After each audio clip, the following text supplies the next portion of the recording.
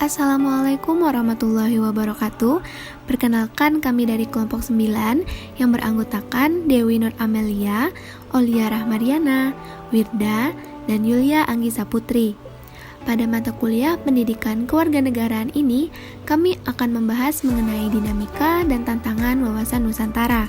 Adapun beberapa yang kami bahas mengenai latar belakang, materi pembahasan, analisa kasus, dan bagian penutup. Dipersilakan kepada teman-teman untuk memulai jalannya pemaparan materi.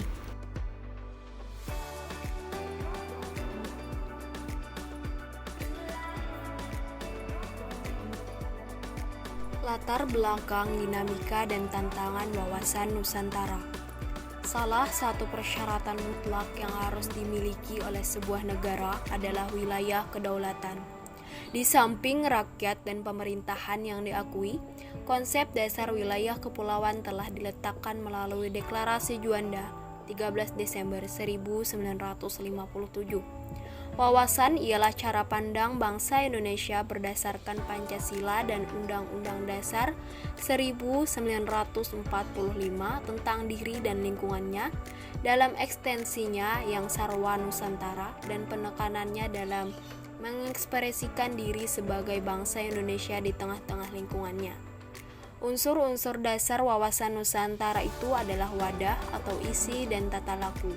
Sebagai negara kepulauan dengan masyarakatnya yang berbehnika, negara Indonesia memiliki unsur-unsur kekuatan sekaligus kelemahan. Kekuatannya terletak pada posisi dan keadaan geografi yang strategis dan kaya akan sumber daya manusia atau SDM. Kelemahannya terletak pada wujud kepulauan dan keanekaragaman masyarakat yang harus disatukan dalam satu bangsa, satu negara, dan satu tanah air. Dalam kehidupannya, bangsa Indonesia tidak terlepas dari pengaruh interaksi dan interrelasi dengan lingkungan sekitar, regional atau internasional. Salah satu pedoman bangsa Indonesia yaitu wawasan nasional yang berpijak pada wujud wilayah Nusantara disebut sebagai wawasan Nusantara. Karena pada upaya inilah bangsa dan negara Indonesia dapat melanjutkan perjuangan menuju masyarakat yang adil, makmur, dan sentosa.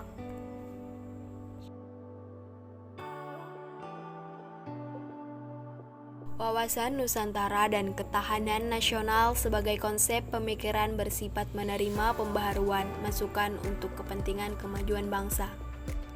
Oleh karena itu, kelengkapan dan keutuhan pelaksanaan wawasan Nusantara akan terwujud dalam terselenggaranya ketahanan nasional Indonesia yang senantiasa harus ditingkatkan sesuai dengan tuntutan zaman.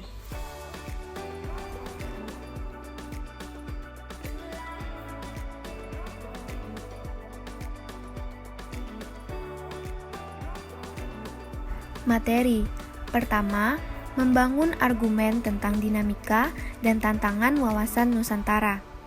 Luas wilayah Indonesia memberikan tantangan bagi bangsa Indonesia untuk mengelolanya. Hal ini dikarenakan luas wilayah dapat memunculkan potensi ancaman dan potensi keunggulan dan kemanfaatan. Konsepsi wawasan Nusantara mengajak seluruh warga negara untuk memandang keluasan wilayah dan keragaman yang ada di dalamnya sebagai satu kesatuan. Kehidupan politik, ekonomi, sosial budaya, pertahanan, dan keamanan dalam kehidupan bernegara merupakan satu kesatuan. Wawasan Nusantara telah menjadi landasan visional bagi bangsa Indonesia guna memperkokoh kesatuan wilayah dan persatuan bangsa. Upaya memperkokoh kesatuan wilayah dan persatuan bangsa akan terus-menerus dilakukan. Hal ini dikarenakan visi tersebut dihadapkan pada dinamika kehidupan yang selalu berkembang dan tantangan yang berbeda sesuai dengan perubahan zaman. Dinamika yang berkembang itu misalnya, jika pada masa lalu penguasaan wilayah dilakukan dengan pendudukan militer, maka sekarang ini lebih ditekankan pada upaya perlindungan dan pelestarian alam di wilayah tersebut. Tantangan yang berubah, misalnya, adanya perubahan dari kejahatan konvensional menjadi kejahatan di dunia maya.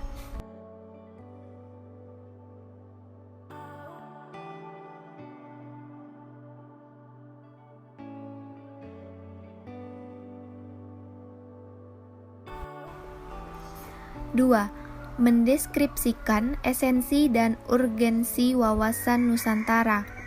Esensi atau hakikat dari wawasan Nusantara adalah kesatuan wilayah dan persatuan bangsa Indonesia. Sejarah munculnya wawasan Nusantara adalah kebutuhan akan kesatuan dan keutuhan wilayah Indonesia yang terbentang dari Sabang sampai Merauke. Wilayah itu harus merupakan satu kesatuan, tidak lagi terpisah-pisah oleh adanya lautan bebas. Sebelumnya, wilayah Indonesia terpecah-pecah sebagai akibat dari aturan hukum kolonial Belanda, yakni Ordonansi 1939. Barulah setelah adanya Deklarasi Juanda tanggal 13 Desember 1957, wilayah Indonesia merupakan satu kesatuan, di mana laut tidak lagi merupakan pemisah tetapi sebagai penghubung. Wawasan Nusantara pada awalnya sebagai konsepsi kewilayahan, kemudian berkembang menjadi konsepsi kebangsaan. Artinya, wawasan Nusantara tidak hanya berpandangan terhadap keutuhan wilayah, tetapi juga pada persatuan bangsa. Bangsa Indonesia dikenal sebagai bangsa yang heterogen. Heterogenitas bangsa ditandai dengan keragaman suku, agama, ras, dan kebudayaan. Bangsa yang heterogen dan beragam ini juga harus mampu untuk bersatu.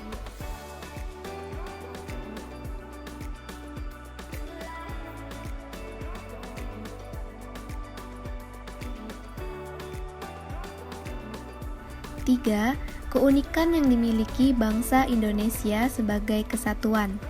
Konsep wawasan Nusantara menciptakan pandangan bahwa Indonesia sebagai satu kesatuan wilayah merupakan suatu kesatuan politik, sosial budaya, ekonomi, serta pertahanan dan keamanan. Dengan kata lain, perwujudan kewawasan Nusantara yaitu sebagai satu kesatuan politik, sosial budaya, ekonomi, dan pertahanan dan keamanan. Pandangan seperti inilah yang penting sebagai landasan visional bangsa Indonesia, terutama dalam melaksanakan pembangunan. Adapun keunikan-keunikan bangsa Indonesia sebagai kesatuan yaitu: pertama, memiliki keragaman suku, yakni sebesar 1.128 suku bangsa menurut data BPS tahun 2010. Kedua, memiliki jumlah penduduk yang besar, sekitar 242 juta menurut Bank Indonesia tahun 2011. Ketiga, memiliki keragaman ras. Keempat, memiliki keragaman agama. Dan yang kelima, memiliki keragaman kebudayaan sebagai konsekuensi dari keragaman suku bangsa.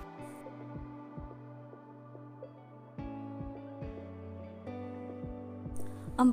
Alasan perlunya wawasan Nusantara. Yang pertama, wawasan Nusantara sebagai wawasan pembangunan yang mempunyai kesatuan kecakupan politik, kesatuan ekonomi, kesatuan sosial dan politik, kesatuan pertahanan keamanan. Yang kedua, wawasan Nusantara sebagai pertahanan dan keamanan negara merupakan geopolitik Indonesia dalam lingkup tanah air Indonesia sebagai satu kesatuan yang meliputi seluruh wilayah dan segenap kekuatan bangsa. Yang ketiga, wawasan Nusantara sebagai wawasan kewilayahan, sehingga dalam pembahasan negara agar tidak terjadi sengketa dengan tetangga. Yang keempat, penerapan wawasan Nusantara dalam pembangunan negara di berbagai bidang, tampak pada berbagai proyek pembangunan sarana dan prasarana ekonomi, komunikasi, dan transportasi.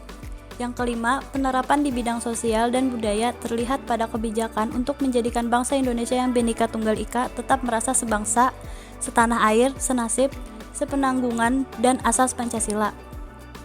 Yang keenam, penerapan wawasan Nusantara di bidang pertahanan keamanan terlihat pada kesiapsiagaan dan kewaspadaan seluruh rakyat melalui sistem pertahanan dan keamanan rakyat semesta untuk menghadapi berbagai ancaman bangsa dan negara.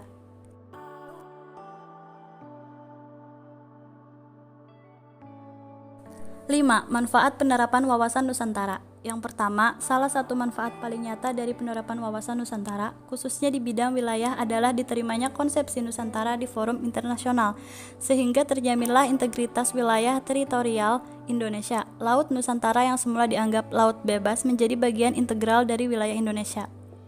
Yang kedua, pertambahan luas wilayah sebagai ruang lingkup tersebut menghasilkan sumber daya alam yang mencakup besar untuk kesejahteraan bangsa Indonesia. Yang ketiga, pertambahan luas wilayah tersebut dapat diterima oleh dunia internasional, terutama negara tetangga yang dinyatakan dengan persetujuan yang dicapai. Yang keempat, penerapan wawasan Nusantara dalam pembangunan negara di berbagai bidang tampak pada berbagai proyek pembangunan sarana dan prasarana ekonomi, komunikasi, dan transportasi.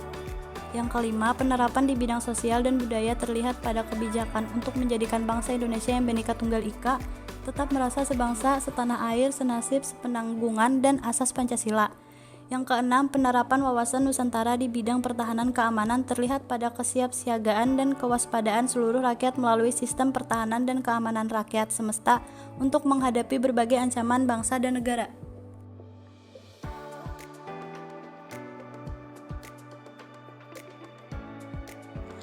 Materi selanjutnya yaitu analisa terhadap dinamika dan tantangan wawasan Nusantara. Contoh kasus wawasan Nusantara yang pernah terjadi di Indonesia salah satunya adalah sengketa terpecahnya negara Timur Leste yang terlepas dari Negara Kesatuan Indonesia. Timur Leste atau yang sekarang disebut negara Timur-Timur dulunya merupakan bagian dari wilayah Indonesia. Namun setelah jejak pendapat, Timur Leste membelah menjadi bagian negara sendiri yang terlepas dari Negara Kesatuan Republik Indonesia. Dilihat dari jejak asal-usulnya, Timur Leste merupakan wilayah jajahan Portugis pada masa silam. Sengketa pembatasan yang terjadi antara Indonesia dan Timor Leste memang lebih disebabkan perebutan lahan pertanian, sumber daya alam, antara kedua warga negara, yakni warga desa Haimini Ana, Kecamatan Bikumi, Nilulat, Kabupaten Timur Tengah Utara, Nusa Tenggara Timur, dan warga Pasabi, Distrik Oskosi, Timor Leste. Permasalahan mengenai penetapan sengketa batas wilayah antara kedua negara juga menjadi pemicu. Namun pendekatan pembangunan ekonomi berupa kesejahteraan dan tingkat pendidikan juga berpengaruh dalam kompleks tersebut. Pemerintah Indonesia ataupun Timor Leste harusnya bekerja sama menciptakan perdamaian di perbatasan. Jangan sampai ketika kompleks tersebut mengalami eskalasi, baru dua negara mulai bertindak. Lebih baik mencegah daripada menanggulangi. Seharusnya pemerintah cepat tanggap saat terjadi masalah ini, agar masalah ini tidak menjadi masalah yang besar. Seperti yang sudah terjadi akhirnya, Timor Leste memisahkan diri dari wilayah Indonesia.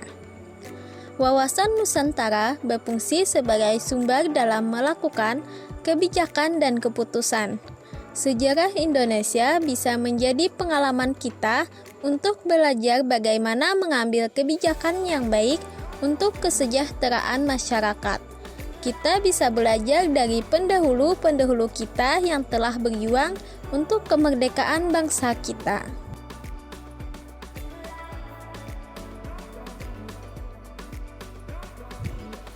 Kesimpulan dari materi yang telah kami bacakan yaitu dinamika yang berkembang salah satu contohnya. Jika pada masa lalu penguasaan wilayah dilakukan dengan pendudukan militer, maka di zaman sekarang ini lebih ditekankan pada upaya perlindungan dan pelestarian alam di wilayah tersebut. Tantangan yang berubah, misalnya adanya perubahan dari kejahatan konvensional menjadi kejahatan di dunia maya. Tantangan wawasan Nusantara di Indonesia terdiri dari pemberdayaan masyarakat, dunia tanpa batas, dan era baru kapitalisme. Strategi untuk menghadapi tantangan wawasan Nusantara itu sendiri ialah kesadaran bela negara. Selanjutnya yaitu saran. Wawasan Nusantara dan ketahanan nasional sebagai konsep pemikiran bersifat menerima pembaharuan masukan untuk kepentingan kemajuan bangsa. Oleh sebab itu, kelengkapan dan keutuhan pelaksanaan wawasan Nusantara akan terwujud dalam terselenggaranya ketahanan nasional Indonesia yang senantiasa harus ditingkatkan sesuai dengan tuntutan zaman. Berikut literatur dari pembuatan PPT kali ini. Sekian pemaparan materi mengenai dinamika dan tantangan wawasan Nusantara pada mata kuliah Pendidikan Kewarganegaraan. Semoga bermanfaat. Salah hilaf mohon maaf. Wassalamualaikum warahmatullahi wabarakatuh.